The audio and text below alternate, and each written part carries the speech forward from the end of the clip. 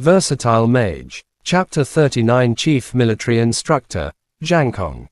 The entry and exit were clearly within the control of the man called Zhang Kong. As the 100 elite students exited the bus, they began entering the snowy peak mountain stronghold. The stronghold was very simple, with only a single main road. On the main road were many shops and vendors. It was virtually no different from the marketplace of a town. The only difference was that they didn't sell chicken, duck, or fish meat. Instead, they sold the necessities required for a mage's battles and cultivation. Come, top-rate magic boot equipment. Let me tell you, this is some good stuff. Do you know what the fastest magical beast is?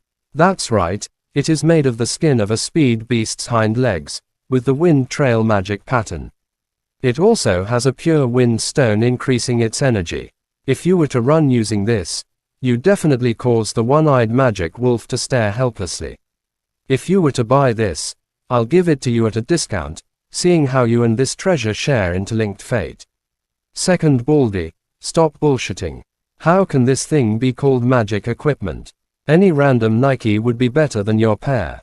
Bullshit. We lost 2 people killing a speed beast, and I was awarded the skin of the hind legs. It's definitely a genuine pair of magic boots equipment. Second Baldy immediately began arguing with the person who mocked him. Further up was a vendor selling magic stones of all colors. Magic stones were quite simple. They were produced when the elements, fire, wind, lightning, or earth, were dense, forming an extraordinary stone.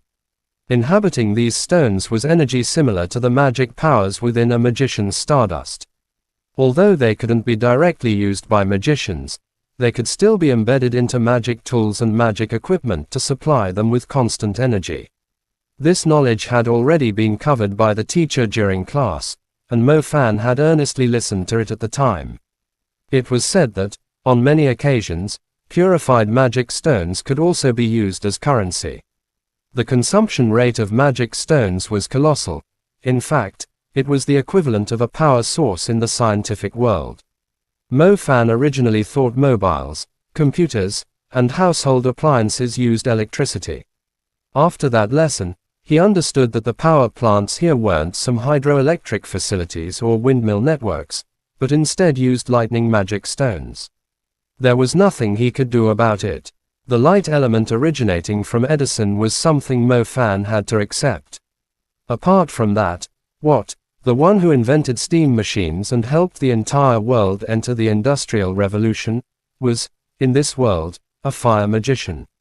The theory behind the steam machine was a fire magic diagram, and they used fire magic stones as the power source. That was why this world didn't have oil, hydroelectric power, or electricity. They relied on magic stones to survive. And where did magic stones come from?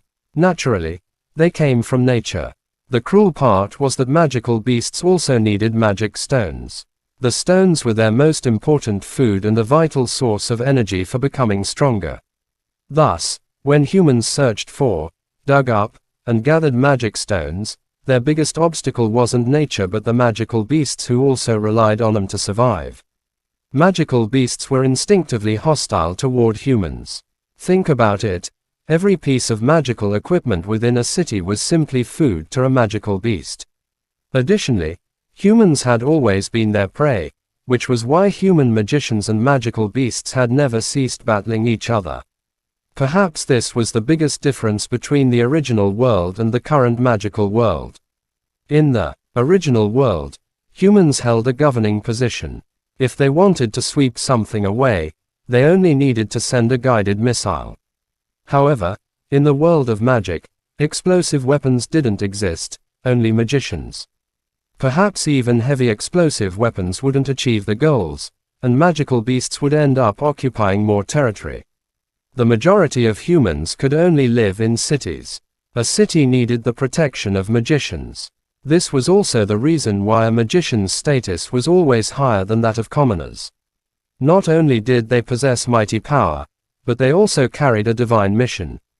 Brother Fan, in the practicals this time, we must properly show ourselves off. I've heard the practical grades are directly related to our admission to university. They account for 20% of the total admission score. Zhang Xiaohou said to Mo Fan. Mo Fan nodded. Their homeroom teacher, Zhu Musheng, had already mentioned this matter. The practicals were basically part of the high school exams. The grades were set by the military. In other words, the military head of the practical exercise. The evaluation of the head military instructor would be either C or A. This would directly decide whether the student magicians ended up in a top-rate magic university or just a common one. The imperial institution that Muning Zhu was attending required students to achieve an A before they would even consider recruiting them. Mo Fan had no intention of staying in a small place like Bo City. Besides, higher-tier magic could only be learned in larger cities and universities. For this practical, he also wanted to retain a grade of A or higher. Only this way would he have the right to enter universities at the same level as the imperial institution. These military instructors have been bribed by the school. Even if you waste your time here for 2 months, they'll at least give you A, B or C. So there's no need to worry, Wang Sanpang said with a smile as he came over. That's right, it was the same in the previous sessions. Another student who knew the internal story nodded. That's about right. The school definitely hopes the military instructors give them a higher grade. Gather in the plaza. Gathering. After Luo Yunbo's loud shout, all the students quickly gathered in the central plaza of the Snowy Peak Mountain stronghold. The number of people was no small amount. There were 100 in total, all wearing the uniform of Tianlan Magic High. After the students lined up, they quickly attracted the attention of the magicians stationed around the stronghold. These veterans slowly gathered to surround the students, their faces showing sneers of amusement. Come and check this out, it's a new group of interns, ha ha ha. We can once again see the newbies make a fool of themselves, a man with a sharp, rat-like face said. Exactly, the time when interns are here is the liveliest in the stronghold. Guess which one of these interns will be so scared they pee their pants? A man who looked like a small hunter squad officer said, sticking his head out. I guess there'll be at least 30. Then the remaining 70 will be scared until they faint. The students stood in formation in the plaza, but they could clearly hear the voices of the stronghold veterans. Most of them looked like they took pleasure in others' misfortunes, making no effort to hide the disdain for the students.